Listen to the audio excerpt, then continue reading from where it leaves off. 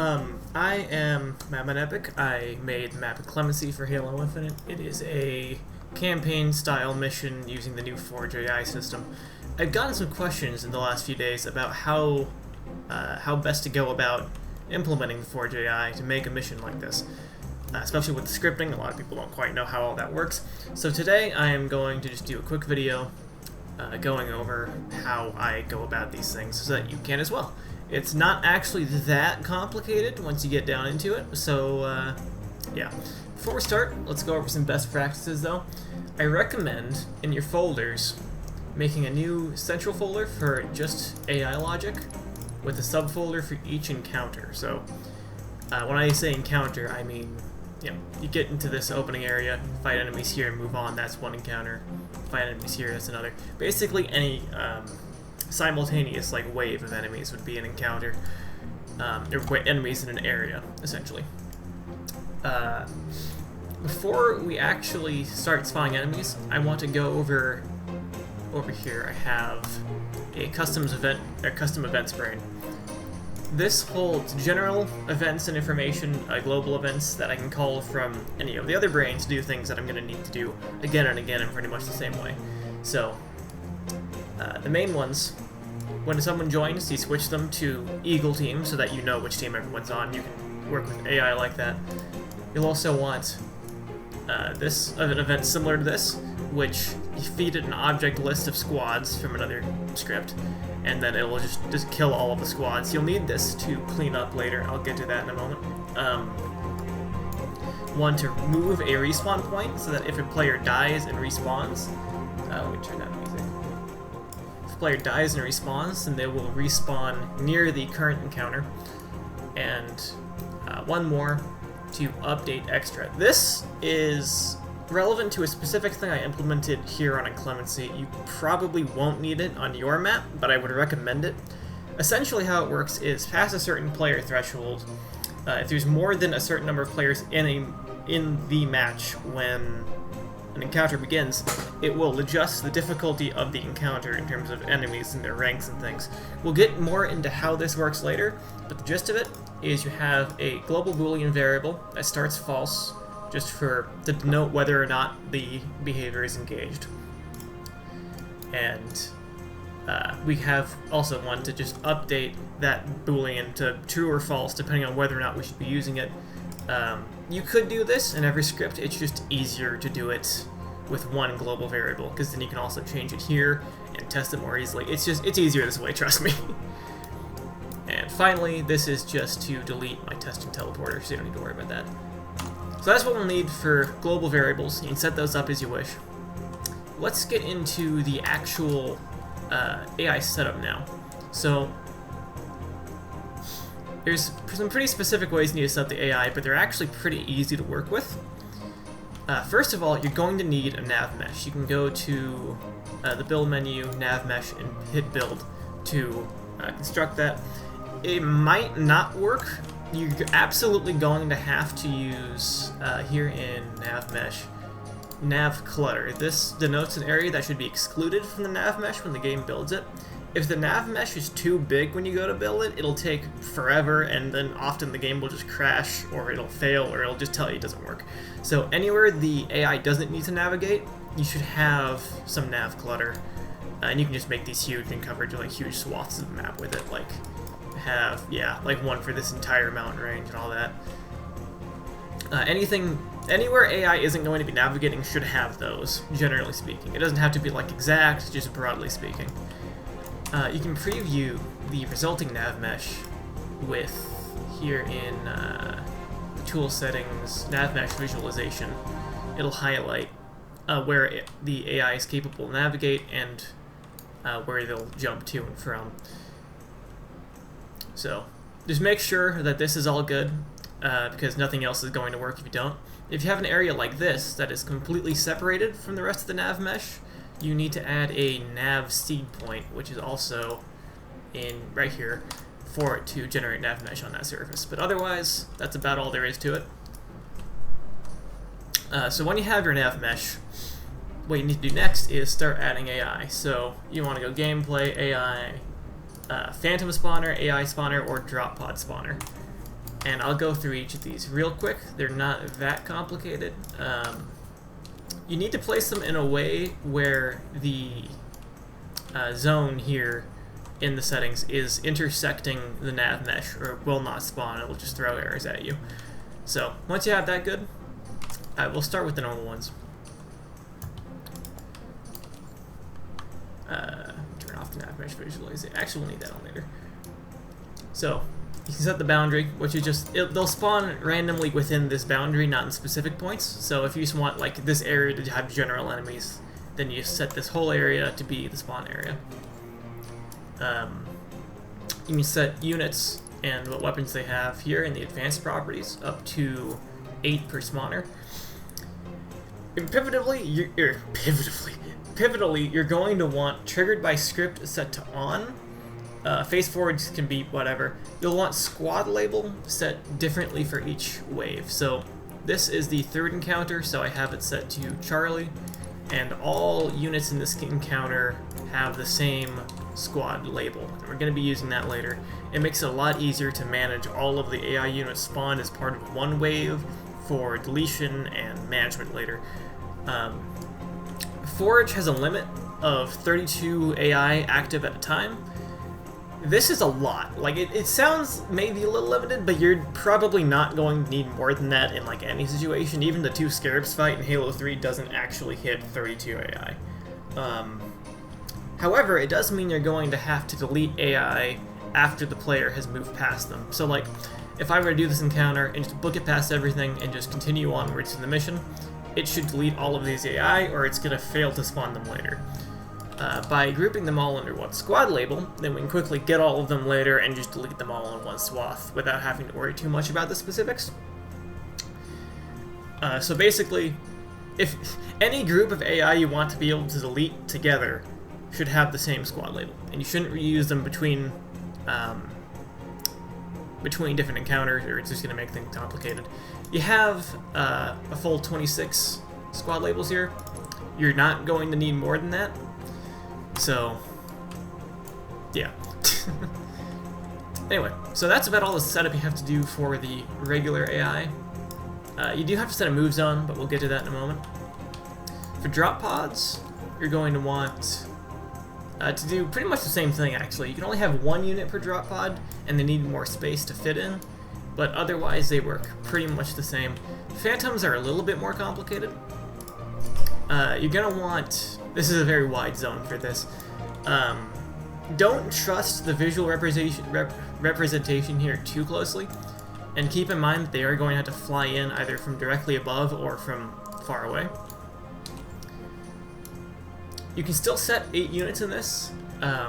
If you set a vehicle driver, then that will take up 1 of your units. I don't actually know whether or not active turrets do or not, or side gunners do or not. I'd have to double check that. Seat preference is which side of the Phantom from this side they're going to get out of. Obviously, in this case, you don't want enemies hopping out the right side of the Phantom to their deaths, so you can set that as necessary for wherever you're using the Phantom. And of course, you just add enemies the same way you do usually.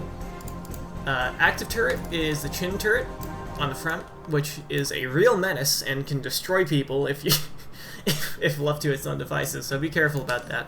Side gunners are the grunts on the side turrets that will just kind of take pot shots at people. If you have the turret active, actually I'm not sure if it happens either way. Scratch that. Yeah, if they destroy the Phantom, because you can't blow up the Phantom if you damage it enough while it's here. It's difficult because it's not there for very long, but if it does, it will drop the side guns as pick-upable weapons. But anyway, not a big deal. All of these you spawn pretty much the same way. So essentially, just like the specifics that I went over a second ago are the main differences. You can set squad behaviors per spawner.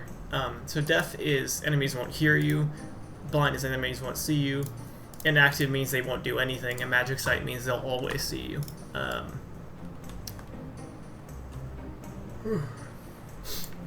One more thing before we move on is move zones. So move zones basically denote areas that AI can move and operate in. You have to set these for your AI for them to behave correctly. Essentially, they're just big zones. You can get them in the AI section. You cover big chunks of your play area with them. This should be like a little further that way. And anywhere within these zones is where an AI is going to go. To give a specific move zone to an AI, in the spawner, it's the last one. So it'll spawn and immediately it'll go to the move zone. If the AI spawner is outside of the move zone, it will immediately navigate to the move zone, which can be pretty useful in cases like up here. I have an elite that spawns here, and immediately should run over here, face that way, and like notice the player. So to do that, I have a move zone right here that's just catwalk front. The elite moves directly towards it on spawn, and in the move zone settings, you can set how long the AI should wait before leaving the move zone, and where they should go afterwards. Which, I screwed that up. Please hold. There we go. So yeah, they'll wait in that move zone until the time is up, and then they'll move to another one. And of course, all of these can be chained together. So if you want AI to patrol an area, you just use multiple move zones that are connected in like a big loop. So that's all you need for move zones, really. They really are that simple. If you just block them down, they'll work. You should absolutely name them, though, because you're going to be having to find them. Like, if I click here, it's going to be by name, so name your move zones. And this is another reason that we put these into folders, because it makes it a lot easier to manage which move zone is which and where on the map. So as far as actually setting up your AI goes, that's the gist of it. You want activated by script, you want, you set move zones, you set what AI spawn, and am I forgetting some? Squad label, yeah. You set those 4 things, you're pretty much good for AI. So now we'll move on to actually spawning the AI, which is a slightly more complicated process. To begin with, you're going to want to make a script brain. I recommend 1 script brain per encounter, maybe 2 if you need it, but ideally keep it in 1. You make those from gameplay, script brain, yeah. We're going to start with this encounter here because this is a pretty straightforward encounter. It's just you walk in the area, an enemy spawn, and then you leave and they despawn. So, in the script brain, when you have multiple script brains, you activate one by clicking on it and then going to the node graph. This looks complicated, it's not that bad, just bear with me. So we're going to walk through this step by step, starting up here. So basically what this does is checks for a trigger. In this case, the trigger is this pointer object right here, with the zone set to just this whole intersection.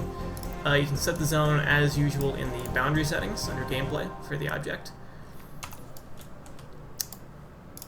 So it checks using an area monitor if a player enters that zone, or if a thing enters that zone.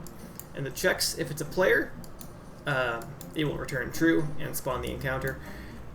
On player is a little finicky because it only reports true if it's a player infantry unit. So if the player is in a vehicle, it won't, and we need to check that separately. Because only players are in vehicles on this map, I do it a little bit of a stupid way, where it checks vehicle occupants, and if the vehicle has anybody in it, then it returns true. I would not recommend doing this. I would recommend getting occupants, getting the first element of the occupants, like occupant list, checking if that's a player, and if it is, then returning true, because it means it's an AI-driven vehicle, or a player-driven vehicle. But point is, checks if it's a player one way or the other, and if so, it will spawn the encounter. So we move down to the spawn encounter. And these are local custom events, not global. That's important, because that means it'll only check within this script brain, and not in other ones, and it makes it super easy to just copy and paste all this. We have a variable here, again, local, that just says whether or not we've spawned this encounter, and we'll use that immediately. So, on custom event, we check if we've already spawned it, and if we haven't, then we say that we have and begin spawning it. Here, we are triggering the custom event from earlier on the other script brain that checks, or updates the number of players currently active. Originally, when I released this map, it didn't check this every time, only on game start, but you don't want to do that, because if you're playing the game in the customs browser, then people can join and leave mid-match. So if you're, say, halfway through the mission and you're alone, and then 3 people join and you have 4 people, you want the game to be able to balance for that. So I trigger it here again and in every encounter, so that it's just however many players there were when the encounter began is how much or how difficult it's going to be. So this is where things get a little funky. If you have this is going to be a lot simpler if you're just skipping the whole scaling to how many players you have thing. In that case, you just go object reference, trigger AI spawner, and go. And to get those object references, you, after selecting the script brain and opening it, you just select an object. In this case, we'll say this spawner, and then right-click or whatever the equivalent is on gamepad, add object reference. And you just trigger the AI spawner, and it'll go. So if you're just spawning a series of enemies immediately, that's all you have to do, just a big line of those. You can do it other ways. The wave manager is one. I prefer doing it manually like this, because even though it is more nodes, you're probably not going to run out of nodes, and it's a lot easier to work with when it comes to doing more specific scripting things that we'll see later. And then also, I should be doing this before. Hold on, I'm just gonna... Technically it doesn't matter, but due diligence and all that. Yeah, so we're gonna be moving the respawn point. Again, that's just calling the script that does it. And we're feeding it the respawn point pointer, which is just this. So essentially there's only one respawn point on the map, all the way back here. And it uses this and it just moves it to whichever area it should be in, so that when you die and respawn, you respawn close to where you were.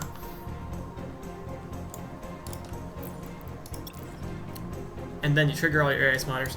This is a specific thing for the way that I'm doing it. So, the thing about Halo Infinite scripting is you can't have it split off and like, okay, to do all of this and then all of that. Branches are pretty much mutually exclusive all the time. So the way to get around that is with custom events, in case you need to do something after it. In this case, it doesn't really matter, but if you need to do something after it, a custom event's good, because it'll do everything in the custom event, and then regardless of what branches it took, it'll move on to the next node here. As opposed to right now, where if I put all of this here, then I'd have to double everything on the end because it branches. Anyway, point is, it calls the spawn branch, so it's going to do all of this next. So here, we get the extra enemies variable, and we say, okay, if we're using extra enemies, which in this case we are, then spawn these units. Otherwise, if we have 1 or 2 players, spawn these units. And these are all essentially just different versions of the same enemies. So, like Berserker Extra, we have both of those over here. Regular Berserker is just a regular Berserker.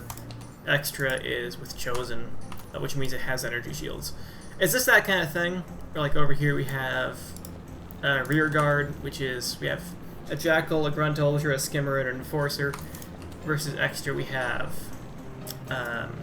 Raider, Ultra, Skimmer, Enforcer with a Ravager instead of a Pulse Carbine, and also a new Brood Commando with a Bulldog. It's just that kind of thing. I like denoting the spawners that should only be triggered when you have more players. It's just extra at the end. So essentially, yeah, we're just going through and just spawning each of these. If you want to spice things up, you can add wait for n seconds on spawners for things like drop pods and phantoms. So essentially just wait however long and then set off another spawner. For spawners of like regular enemies where it just immediately spawns them, unless they're coming in from outside of the play area somehow, you should always have those happen immediately when you go through the trigger. Assuming the trigger is somewhere like this, where, unless you climb on top, you have, like, your view of where they will be spawning is obscured, so you won't see them spawn, because that's jank, and we don't like that. Anyway. So, yeah, it's pretty much straightforward on that. Just trigger all the spawners, you can wait for however many seconds between spawners, and it's just a linear progression of those. And finally, we have one more event to kill the encounter, which is get all of the squads with... Oh, hold on, I need to fix that. Get all the squads with a specific label, in this case, Charlie, because this is the third encounter and all of these use Charlie. Actually, no, this is the wrong way. I'm not doing this correctly. Don't worry about this. This is just a way to do it. I should be calling the global thing here. I don't think I actually did in practice. It doesn't really matter that much because it's only 5 nodes. But point is, this kills the encounter for each item, casts a squad item, kills the squad, kills everything in the squad. And up here is how we are checking when we should kill them. So in this case, I'm using the 5th encounter trigger.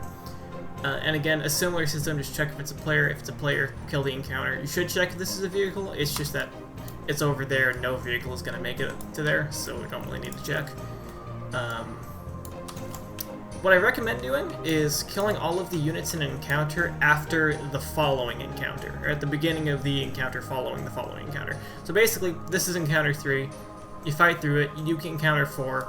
By the time you're setting off encounter 5 over here, it's probably safe to kill these off without the player noticing. And again, for encounter 6, it's triggered here. Realistically, you're not going to be dealing with enemies that spawned from this phantom by the time you get over there. You're going to have to fight through them and then through a whole nother encounter. So it's pretty safe to destroy them by then. And worst case scenario, that still leaves you with a pretty healthy budget per encounter to deal with in terms of enemies. It's not likely that you're going to run into any issues doing it this way. So that's all you really need for a regular encounter. So just to summarize, check when the player enters the zone, set off the encounter, or set off the event. Again, we are using a method for this, or a custom event for this, just because we'd have to have the whole spawn thing twice here. It's easier just to have a custom event that we can call from either way. Spawn all the enemies, and then, yeah, spawn all the enemies. Branch the spawns if we need to. If you don't have enemy AI scaling, or like a custom AI scaling solution, you don't need to do this, and you can just spawn everything right here. If you do, then you can branch it off here and spawn your enemies that way. So moving it up a little bit, there's something a little bit more complicated, but not much more, is another encounter we have here, encounter 2. We mix things up slightly in this case, because as you can see, I feel like I should check these now, just in case. Okay.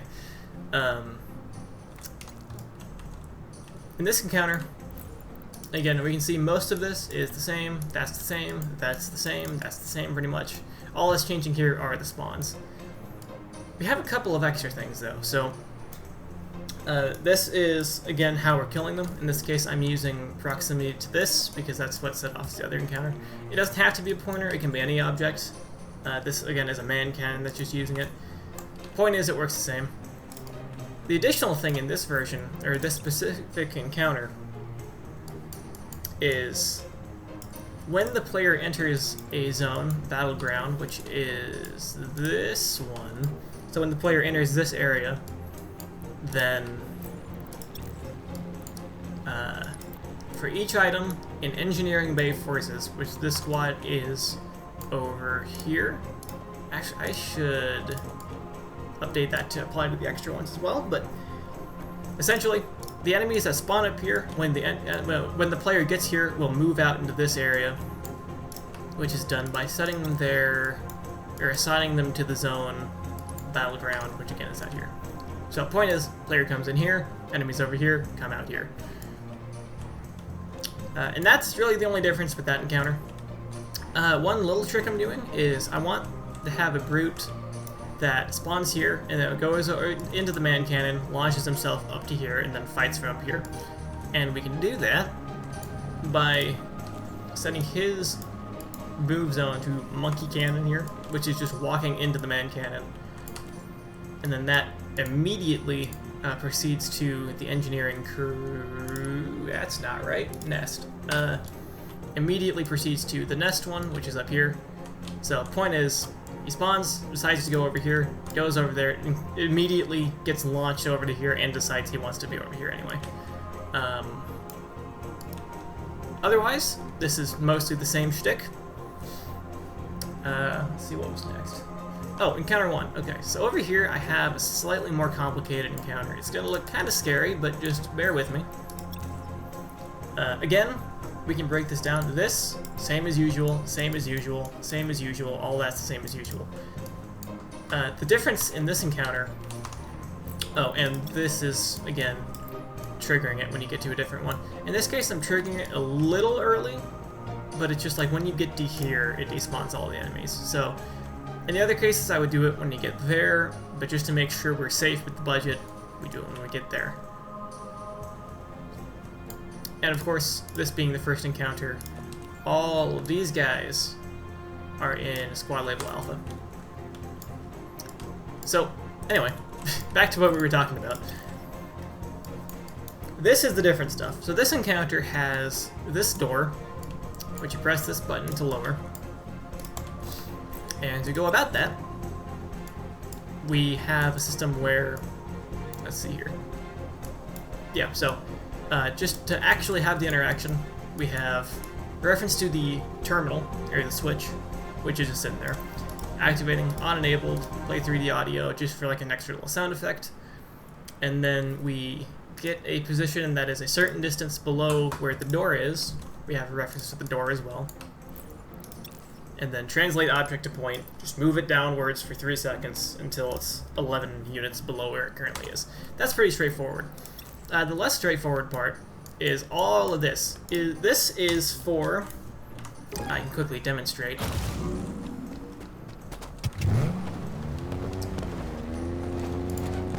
When we get into this area, you see...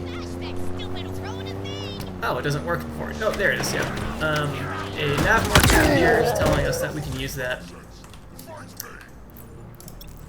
That's what all this is doing. So basically, you enter a area, which is this. So when you get into this area, it'll activate the nav marker.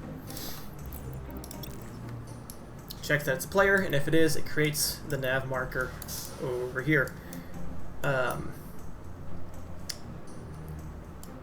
And then again, we have, like with the spawning variable, we just check if we already made the nav marker. And if we haven't, then we make the nav marker and we put it on the terminal. And then when we use the terminal, we disable the marker. And that's all that's different here. So, otherwise, all that is the same as usual. This, pretty much same as usual. This is the terminal, this is the nav marker. That's all there is going on here. And then last one that we're going to go over, because the rest of these encounters are fairly straightforward, like this one is you enter, activates, it just moves them into this hallway and they just stay in the hallway. This one we've mostly gone over, there's nothing too crazy going on. This is the big complicated one though, so as a reminder, or if you haven't played it, what happens here is you enter the area, fight a bunch of enemies, activate a switch, which spawns down more enemies with drop pods, and then a hunter that you have, like a pair of hunters you have to fight, and then the match ends. So, how we go about this is mostly just a combination of what we've gone over before. The player enters through this trigger, which sets off the encounter, and despawns the phantom boys over here.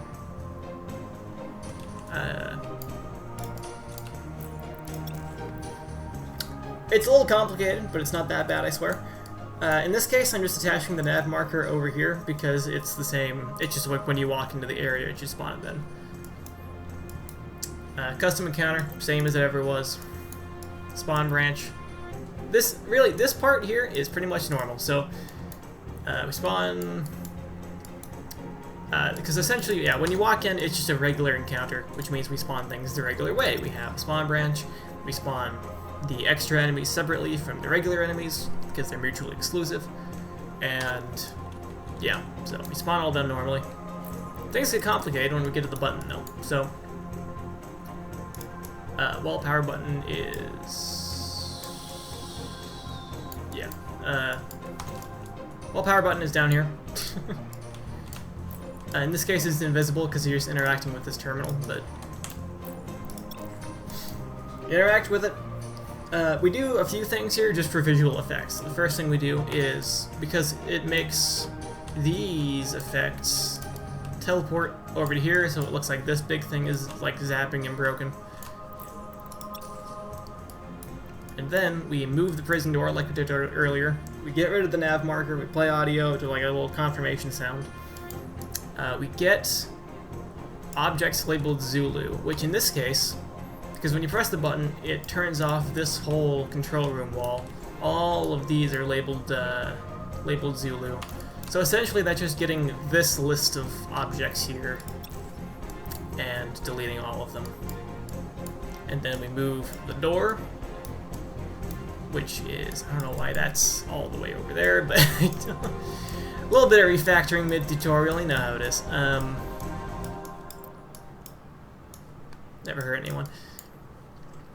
And then we again check how many players there are.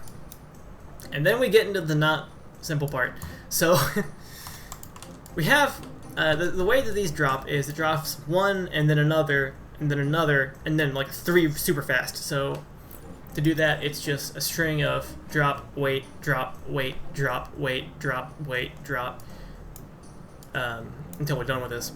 And then again, we branch depending on, way back over here, whether or not there are extra enemies.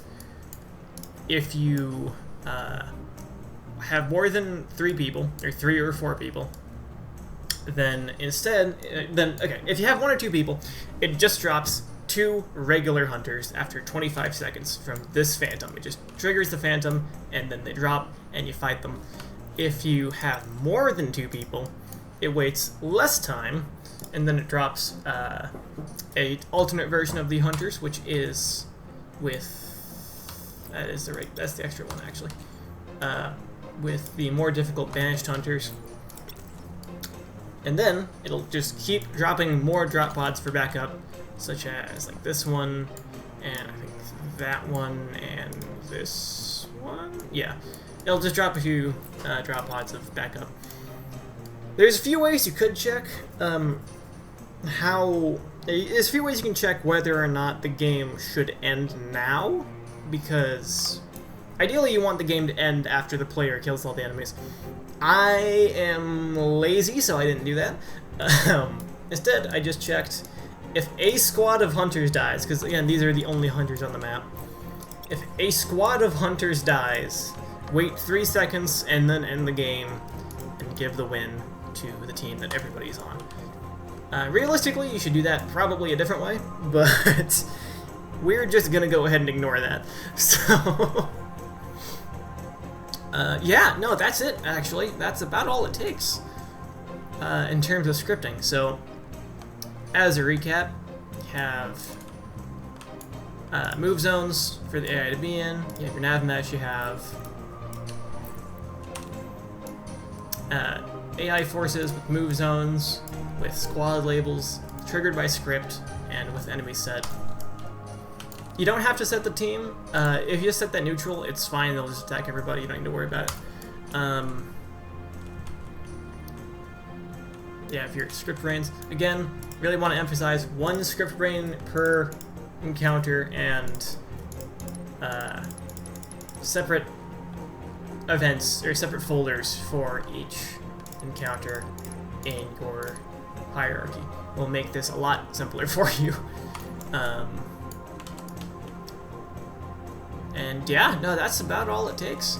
Everything else is relatively straightforward. There are some quirks to how Halo Infinite handles AI. Because like, if you have a lot of AI in a match, if someone dies, AI or player, their weapon is going to despawn really fast. And I don't think there's anything you can do about that. So I highly recommend having a lot of ammo caches and extra weapons just scattered around the map. Highly recommend that they don't respawn. Yeah, it's important. Inside spare clips and all that. Yeah, no, that's it. That's all. I hope this tutorial Tutorial's a little generous, I think. I hope this overview of how I specifically did it, maybe not the best way, is helpful to someone. Because I want to play more PvE Halo Infinite maps because they're fun. I will say, word of advice now, don't worry too much about your budget memory, because you're not going to run out. This map is half of the budget memory. Your budget memory, simulation memory. Yeah, Forge simulation is 30%, game simulation is 47%. We're not really pushing it anywhere other than reflection volumes and effects, and you can have more effects than that 100%. Most of the 343 maps go over it a little bit. It'll just make some effects not render, like if you throw a fusion coil, maybe it won't show an explosion, that kind of thing. Anyway, enough rambling. Get to it. Send me any cool maps you make, because I want to play them. Thanks for watching and enjoy.